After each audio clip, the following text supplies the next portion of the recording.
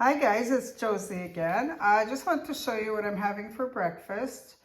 I made this last night. It's a chia seed pudding with the Earth Zone almond milk, which is high in B12, which I need because I take metformin. I'm gonna have an egg. I haven't cooked it yet. It's just sitting in that little egg holder. And an avocado. And these are the products I used. So, there's about 12 ounces of almond milk, which is a lot. I didn't think about it when I poured it into that container, but normally I would take about a cup. And I only used 2 tablespoons of the chia seeds. I added 1 tablespoon of hemp hearts.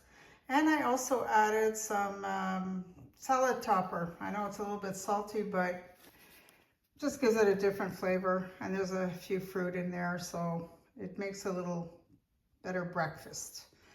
And I filled up my water bottle, that's one of them. And the avocado, which is rich in potassium.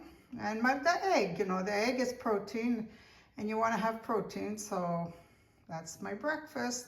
And I don't even know if I'm going to be able to eat all this, but I will try this morning. I'm not really hungry. But it's low carb, and my blood sugar was high this morning, so that's why I'm eating low carb today. I don't know why my blood sugar keeps going up high. I am still on 100 units of insulin, and I'm taking my metformin and my Januvia. Oh, and by the way, I said I was on Jardiance, but it's actually Januvia that I'm on with the metformin. I used to be on Jardiance, and I forgot that I had switched. And the reason I switched is simple. I went on the keto diet back in January for 4 days, and I didn't stop taking my diabetes medications. And Jardiance has a 1 in a million chance of bringing up your ketones. Well, guess what? It brought up my ketones. The ketones were so high that I got sick. What it does is it empties out all of your minerals, including potassium, magnesium, phosphorus, bicarb, and whatever else. It lowers your insulin to practically 0, and your heart can stop.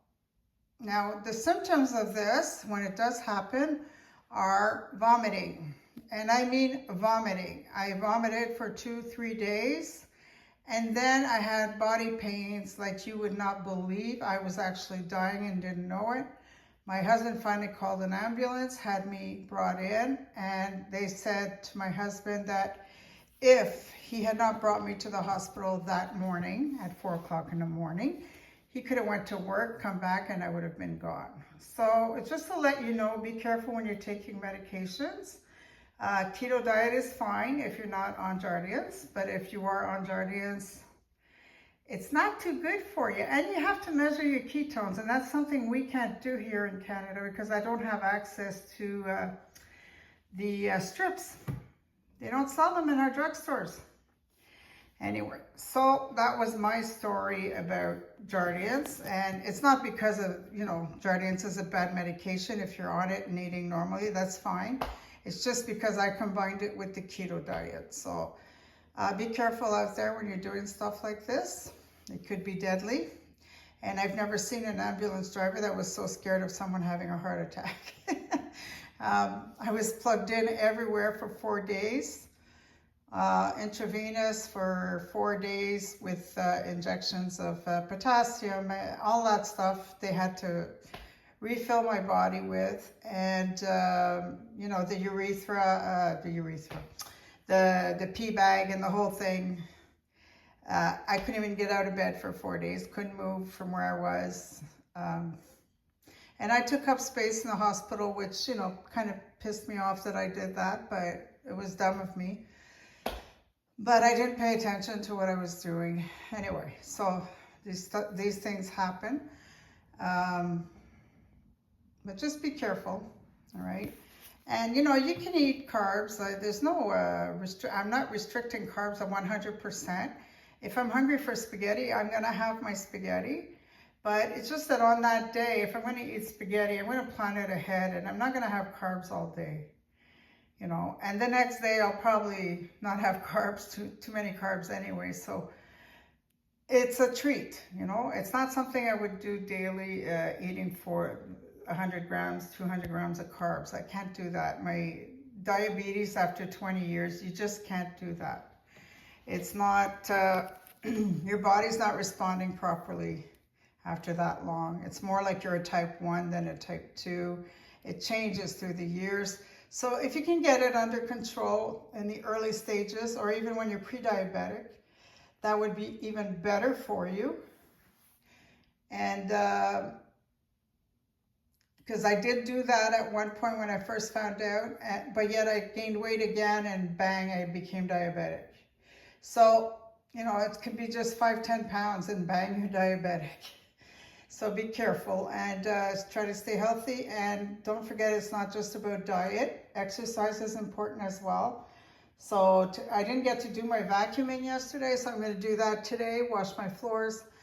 And it's raining here and it's cold. I might just go on my treadmill downstairs and walk for a half hour or something, and maybe do a little bit of weight training, you know, HIIT or something like that. So you take care and have a great day. Oh, by the way, I forgot to tell you while I weighed myself this morning, and my first dose was on Friday for Mounjaro, and that was a 2.5 milligram, and I've already lost 3 pounds.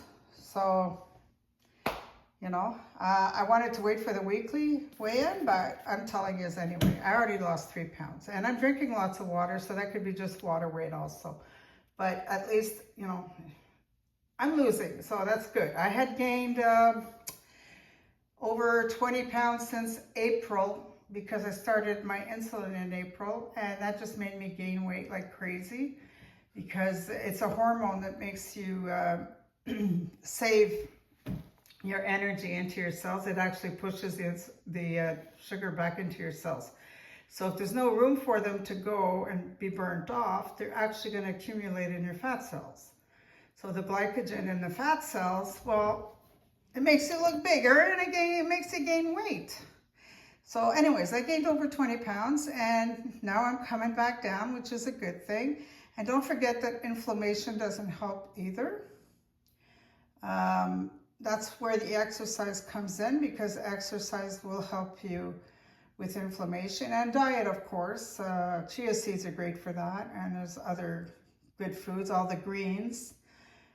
Green foods are the best, you know, if you can get those into your day, especially like arugula and spinach and all those greens, mustard greens and cabbages and stuff like that. They're really good for you, and they will help you to feel full and to lose the weight, you know.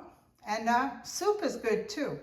Soup is a great filler. If you have a little bit of a soup at every meal, like, I don't know, for breakfast sometimes I have miso. Yeah, I make a miso soup with tofu and some seaweed. And that makes for, you know, filling breakfast, but it fills you up so fast that when you go to eat your egg or whatever after, you're really not that hungry. So have the soup first, and the soup will actually help you to feel full, all right?